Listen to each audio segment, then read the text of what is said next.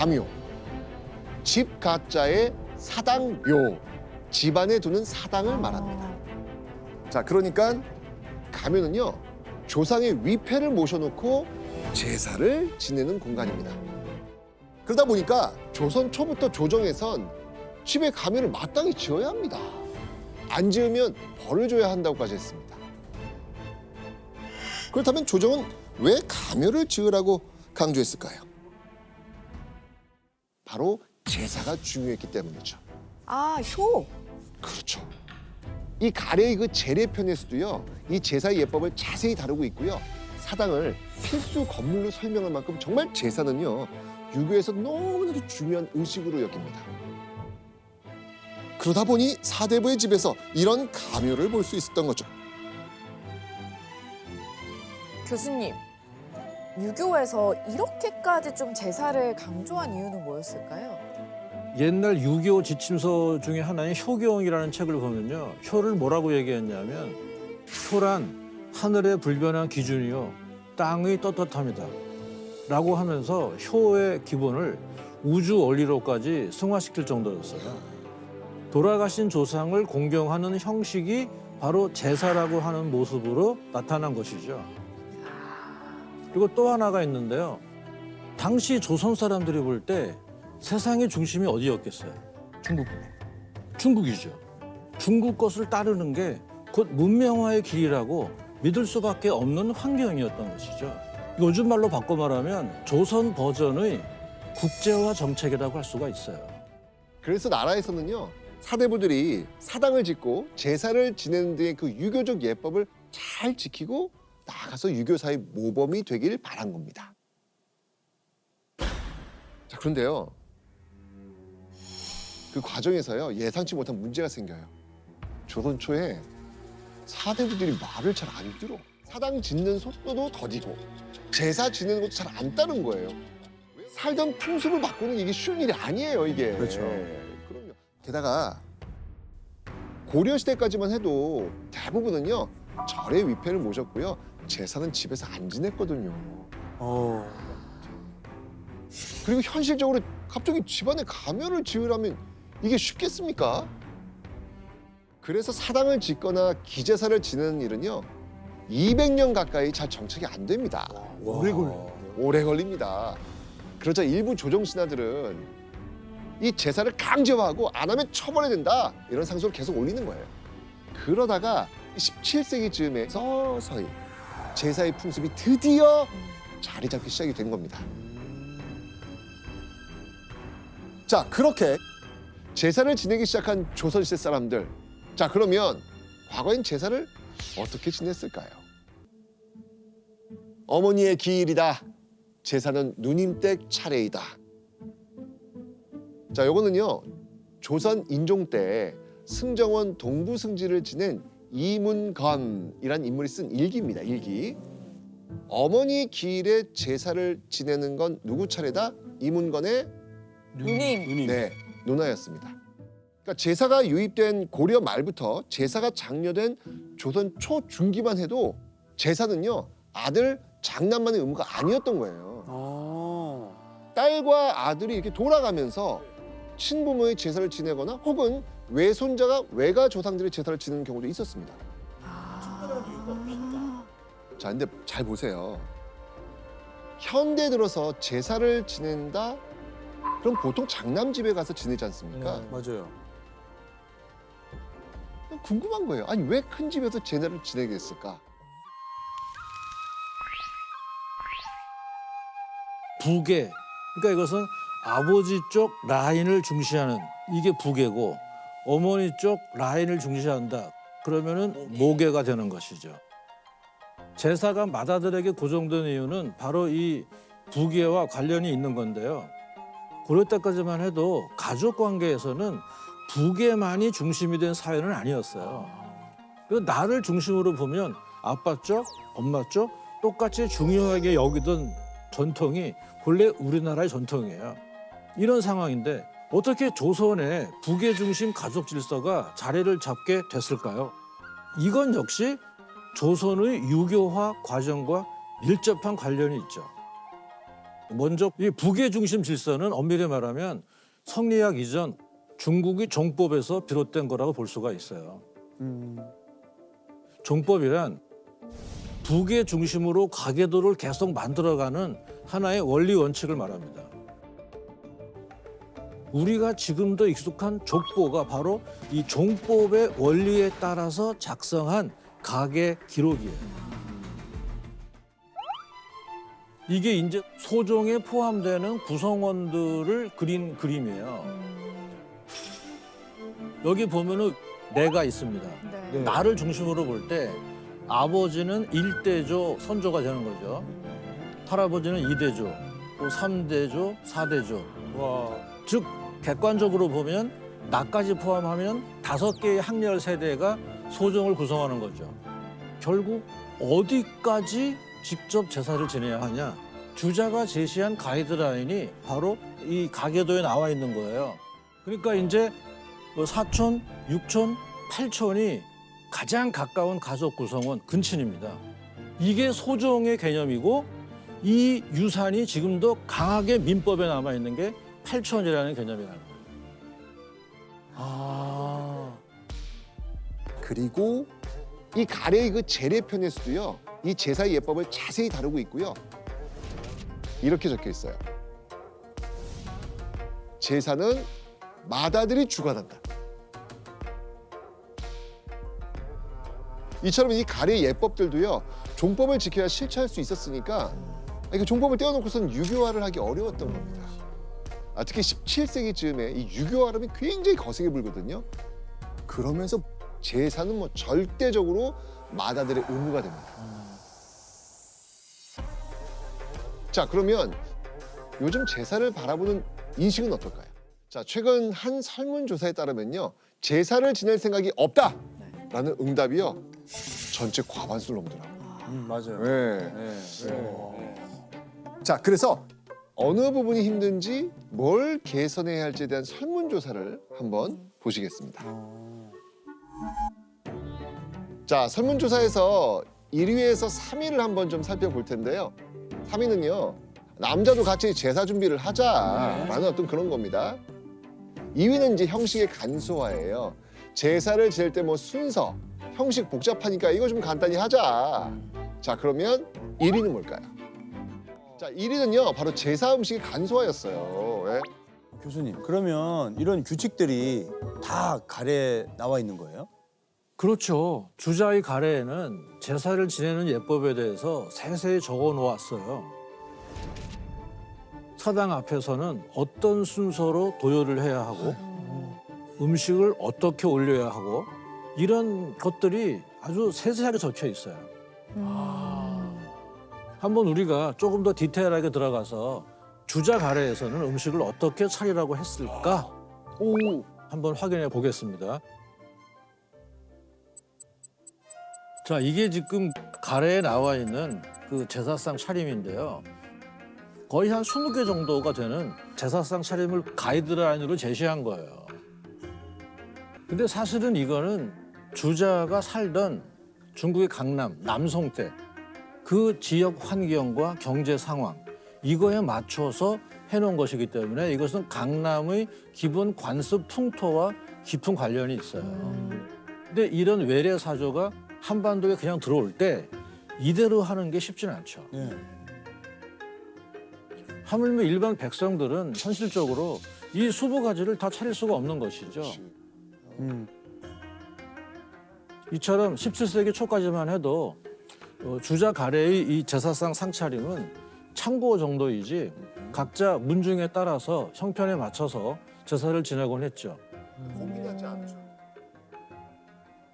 그런데 시간이 지나면서 제사가 겉으로 드러난 거를 중요시 여기는 그런 식으로 변질되기 시작했죠. 사대부들이 이제 가래 규정을 점점 절대적인 것으로 받아들이기 시작했어요. 그러니까 조선 후기가 되면 가래를 어기면 큰일 날 것처럼 돼가지고 내가 좀 한 끼 굶더라도 제사상은 잘 차려야 한다. 이런 것이 새로운 전통으로 굳어지기 시작한 거죠. 그 굳어진 게 지금까지 이어지고 있는 거죠. 아, 그래요. 그 여파가 지금도 남아 있는 거고요. 네. 두 번째 이유도 있는데요. 이것은 뭐냐면 효의 본질에서 약간 벗어나서 그 조상을 빌미로 현재 나를 과시하기 위한 우리 집안을 드러내기 위한 그런 쪽의 기능도 상당히 강했어요. 조선시대 후기에 가면 양반이 아닌 사람은 양반 행세를 하고 싶은 욕망이 있잖아요. 그러다 보니까 양반들이 주로 하는 생활 관습을 내가 카피하는 거거든요. 네. 그거를 내가 드러내서 실천할 수 있는 제일 좋은 무대가 제사예요. 오늘날도 이런 사회 모방 심리가 있죠. 어떤 명품 자켓이 크게 유행한다 그러면 맞아요. 내 경제 형편에 맞지 않는다 해도 무리해서라도 그거를 내가 삼으로 해서 뭔가 좀 나도 좀 그 축에 낀 것 같은 맞아요. 이런 심리하고 똑같은 거죠. 근데 여러분 그 주자가 가래의 재래 부분에서 각종 예법을 적어놨다고 했잖아요. 네. 그런데 주자가 예법과 함께 꼭 알아두라고 적어놓은 정말 중요한 말이 있어요. 그게 뭘까요, 그게? 제사는 사랑하고 공경하는 정성을 다하는 것만이 중요할 뿐이다. 가난하면 집에 있고 없음에 맞게 한다. 잠깐만, 그럼 이 말을 아무도 안 읽은 거예요, 혹시? 그러니까 가래에서는 제사를 지내는 데 있어서 형식이나 음식 가짓수보다 중요한 건 조상을 향한 마음이라는 거를 분명히 하고 있거든요. 사실 제사에는 조상에게 효를 다하는 것과 함께 정성을 다하면서 후손의 복을 빈다는 뜻도 담겨 있어요. 지금도 왜 우리가 조상한테 뭐 제사하고 하면서 아들, 딸 잘 되게 해달라고 마음속으로 또 빌 수는 있잖아요. 맞습니다, 맞습니다. 다만 남들보다 더 잘해야 한다는 부담감, 그리고 맞지 않는 예법을 억지로 지켜야 한다는 압박감, 이런 점들 때문에 누군가의 일방적인 희생을 꼭 필요로 하는 전통이라면 그거는 미풍양속은 저는 아닌 것 같아요. 그러니까 조상을 향한 진정성은 간직하되 현대 사회에 맞게 형식이나 이런 거는 좀 바꿀 필요가 있다. 그렇게 보는 거죠. 자, 그런데 조선 후기로 가면서 이렇게 남성 중심의 북의 사회가 자리 잡게 되잖아요. 자, 그러면 북의 질서가 강하게 적용된 조선시대 결혼 문화는 또 어떻게 바뀌었을까요? 결혼 문화 역시 북의 중심으로 바뀌게 됩니다. 조선 이전에는 결혼하면 남성이 여성 집으로 들어가 살기도 했다. 이게 우리 얘기했었습니다. 네. 유교가 이제 정착하면서 여성도 바로 남자 집으로 가서 그 집안의 사람이 되는 게 당연하다고 생각하는 거예요. 바뀌는 거예요, 이게. 그런데요, 그런 분위기에서 딸을 가진 아버지들의 고심 늘어가겠죠. 이 인물도 마찬가지였나 봅니다. 바로 송시열. 이 송시열은요, 조선 왕조실록에 무려 3,000번 가까이 이름을 올렸을 정도로 당대 굉장히 유명한 학자이자 조선에서 성리학을 꽃피운 엄청난 인물이었습니다. 그런 송시열도 결혼하는 딸이 걱정이 됐는지 맏딸이 결혼하던 날 딸한테 책을 하나 건네요.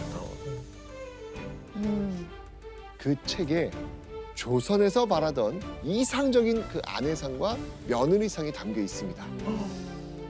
바로 우암 개녀서라는 책입니다. 여자의 일평생 우러러 바라는 것이 오직 남편뿐이다. 100명의 첩을 두어도 본체만 채 말하지 말고 성낸 기색을 나타내지 말고 더욱 공경하여라. 그러니까 순종적인 아내가 돼야 된다고 이렇게 친정 아버지가 당부하고 또 당부하는 거예요.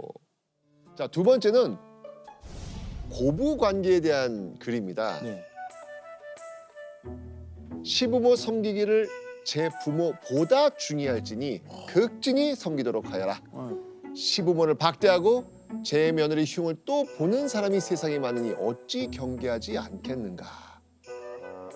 그러니까 딸이 시어머니 앞에서 정말 자중하고 공손하게 생활하기를 바란 겁니다. 이 밖에도 이 개녀서에는요, 시부모 섬기는 법, 남편 섬기는 법, 또 시댁 노비 다스리는 법 등등 정말 다양한 내용이 들어 있습니다. 이 유교와 바람이 막 이렇게 조선에 불면서 또 정착이 되는 과정을 지금 보고 있는데 이러면서 그 여성이 며느리로서의 역할이 더 부각됐잖아요. 그렇죠. 그렇죠. 며느리가 되면은 정말 숨죽이고 살아야 되는데 특히 시댁에 가면 제일 신경 써야 할 사람이 바로 누구겠어요? 시어머니죠. 바로 시어머니인데 며느리가 바짝 긴장할 수밖에 없는 이유가 있는데요. 어. 주부. 주부. 네. 주부라고 얘기하죠. 바로 그 주부예요. 아. 근데 이제 이 단어를 조선 시대에도 썼는데 다만 지금하고는 의미가 사뭇 달랐죠. 한자로 주인 주자, 며느리 부자로 주인 역할을 하는 아내 그 뜻이죠. 네. 조선의 주부는 일단 말 그대로 안주인이란 뜻이에요. 안주인으로서 상당히 중요한 권한이 있었어요. 그러니까 시어머니는 그 집안에서 가부장인 가장 다음으로 집안의 살림살이, 경제권을 갖고 강력한 권력자의 위치에 있는 것이죠. 그러니까 며느리는 집안의 모든 경제력을 쥔 시어머니 밑에서 집안일에 하나부터 열까지 배워가고 익혀가야 했던 거죠. 근데 교수님 이렇게 뭐 모진 시집살이를 하다 가도 위상이 올라가는 순간이 있지 않습니까? 그렇죠. 세월이 약입니다. 그래서 그 뭐냐 하면 바로 첫 번째 타이밍은 집안의 대를 이을 아들을 낳는 순간이에요. 아, 아들. 아들 낳으면 이제 그 아들이 나를 모시니까 평생. 그렇죠. 물론 이것도 시어머니와의 관계가 다 케이스 바이 케이스예요. 근데 시간이 흘러서 이제 시어머니가 늙거나 병들어서 정상적인 가게 살림을 끌어갈 수 없을 때 며느리는 또 한 번 집안에서 위상이 올라가게 됩니다. 시어머니는 며느리에게 이제 안방을 내주고 이제 거처를 다른 방으로 이제 옮겨 나가는 것이죠. 이제 그걸 전문적으로 말하면 다른 말로 안방 물림이라고도 하죠. 아, 안방 물림. 빵물림. 그렇게 안방을 이제 물려받은 며느리는 안방 마님으로 특히 부유한 양반집에서는 진짜 막강한 권한을 갖게 되는 거였고요. 이런 안방 물림은 집집마다 그 시기가 달랐는데 보통은 시어머니의 의지와 결정에 따라서 이루어지곤 합니다. 근데 이게 시어머니가 절대 갑의 위치에 있다고 해도 시어머니와 며느리의 기질이 어떤가에 따라서 역전될 수도 있어요. 그래서 우리가 흔히 며느리들은 기도 못 펴고 힘들기만 했을 거라고 생각하기 쉽잖아요. 네. 그렇게 엄혹한 조선시대 후기라고 해도 며느리가 시어머니를 주워 패고 이런 일들이 그 사대부들이 남긴 일기에 보면 동네 소문이 퍼져갖고 적지 않게 나와 있어요. 와. 근데 이게 이 가부장제의 역설이라는 건데 가부장제가 워낙 강하다 보니까 친한 친구한테도 아내한테 맞았다. 내가 며느리에게 맞았어를 나가서 호소할 수가 없어. 왜? 너무 창피해서. 자, 그렇게 시댁에서 사는 법을 이 체득해 갔던 조선 후기의 며느리들. 자, 이 결혼 방식이 바뀌면서요. 여성은 점점 출가 외인이 되었고요. 여성들의 그 친정집 딸로서의 위상은 어떻게 되겠어요? 점점 축소가 된 거죠. 그 와중에요. 딸이 더 섭섭한 일이 있었습니다. 바로 상속. 상속. 이젠 돈의 문제가 들어갑니다. 이제 이 고려 때까지만 해도요. 아들, 딸 공평한 상속이 이어졌습니다. 먼저 조선 초기 상속 풍속을 한번 보겠습니다. 자, 우리가 이 인물의 사례로 알 수 있는데요. 보시죠 한번. 바로 율곡이입니다. 네. 1566년 5월 20일이었죠. 이일을 포함한 신사임당의 자녀 7남매, 즉 4남 3녀가 한 자리에 다 모입니다. 이들의 모인 이유 뭔지 아십니까? 상속. 네. 부모님이 남긴 재산을 누가 얼마를 가져갈 건지 합의하기 위해서였습니다. 합의된 내용이 서명을 담아 문서로 만들어져 있거든요. 네. 근데 그 문서가 지금도 남아 있어요. 자, 이 보시면요. 문서 초반에는요. 지금 형제가 다 같이 모여서 합의했음을 지금 이게 적고 있습니다. 자, 그리고 이후에는요. 장남, 장녀, 차남, 차녀 순으로 나눈 몫을 지금 적고 있습니다. 자, 이 남매 같은 경우에는요. 장녀 보세요. 지금 장녀. 자, 이 장녀가 장남보다 더 많은 몫을 가지고 갔고요. 차남과 차녀는 거의 비슷하게 몫을 챙겼습니다.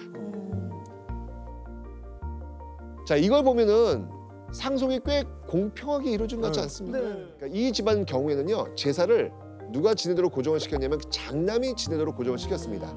그리고 전체 재산에서 조상 제사를 위한 몫을 따로 떼어냈고요. 제사 때 추가로 필요한 비용은 어떻게 했다? 이거는 바로 형제들이 각출하자. 이렇게 합의를 했습니다. 네. 와. 그래서 남은 재산을 아들, 딸 구별 없이 골고루 나눠 가진 거죠. 자, 근데 교수님, 네. 그러니까 이런 어떤 모습들이 조선 후기 오면서 완전히 바뀌게 되는 거지 않습니까? 바뀌게 되는 거죠. 왜 또요? 그러니까 조선 후기 상속 분위기가 그 어떻게 바뀌었는지 보여주는 또 흥미로운 자료가 있습니다. 17세기 초인데요. 1615년 조선 중기 문신인 권례라는 인물이 쓴 분재기가 있는데요. 율곡 이보다 한 4, 50년 정도 뒤의 일이에요. 나는 선대에서 세습 재산을 받았다. 전처나 후처가 낳은 딸들도 매우 많다. 만약 이들에게 재산을 나누어 준다면 직계 손자들이 궁핍을 면할 수 없어. 조상 봉사를 계속할 수 있을지 매우 걱정스럽다. 재산을 분배할 때에 이르러 이 모든 것을 생각하니 아들과 딸들 사이에 차이를 둘 수밖에 없다. 장자가 제사를 주관하는 것으로 고정되면서 사람들 사이에서 상속 문화가 점점 바뀌어 갔던 거죠. 딸들에게 나눠주면 직계 손자들이 받을 게 적어지고 또 그렇게 되면 조상 봉사, 즉 제사를 지낼 수 있을지도 걱정된다는 거죠. 그러니까 한마디로 제사가 너무 중요하기 때문에 차등 분배할 수밖에 없다는 거죠. 그러니까 딸한테 돌아갈 여분이 별로 없는 그렇네. 거죠. 맞습니다.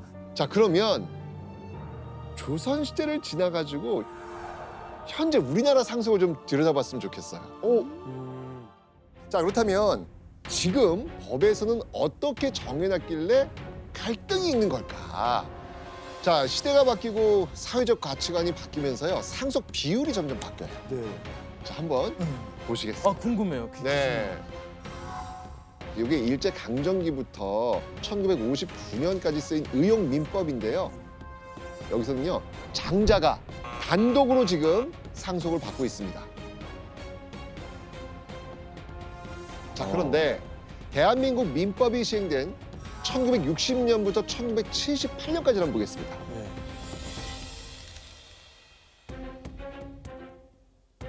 상속 비율이 장남이 나뉘죠? 많네요. 네, 나뉘긴 해요. 네, 야. 상속 비율을 아들, 딸, 부인으로 지금 세분화하기 시작합니다. 장남이 가장 많이 받긴 했지만 어쨌건 딸과 부인도 지금 상속받을 수 있게 보장을 해놨습니다. 근데 출가하면 엄청 그렇죠. 줄어드네요. 네. 그러니까 이런 것도 조선 후기의 모습이 여전히 지금 남아 있는 거예요. 자, 그러다가 1979년 민법이 개정이 됩니다. 이러면서 비율이 좀 더 바뀝니다. 부인. 네, 지금 장남과 오. 부인의 비율이 어떻게 됐어요? 동일해요. 똑같아요. 같아졌어요. 자, 그리고 아들과 미혼 딸 비율 어때요? 같아요. 같아졌어요. 다만 결혼한 딸의 상속 비율이 어때요? 1990년까지는 똑같은 딸인데도 결혼한 딸과 미혼 딸의 상속 비율을 다르게 정했다는 겁니다. 여전히 조선 후기 어떤 그 모습들이 남아 있는 거예요. 지금 몇 년대까지? 90년대. 1990년대까지. 자, 이제 궁금한 거예요. 현재가 궁금합니다. 아, 현재는 좀 많이 바뀌어야죠. 자, 현재를 한번 보시겠습니다. 똑같이 해야죠.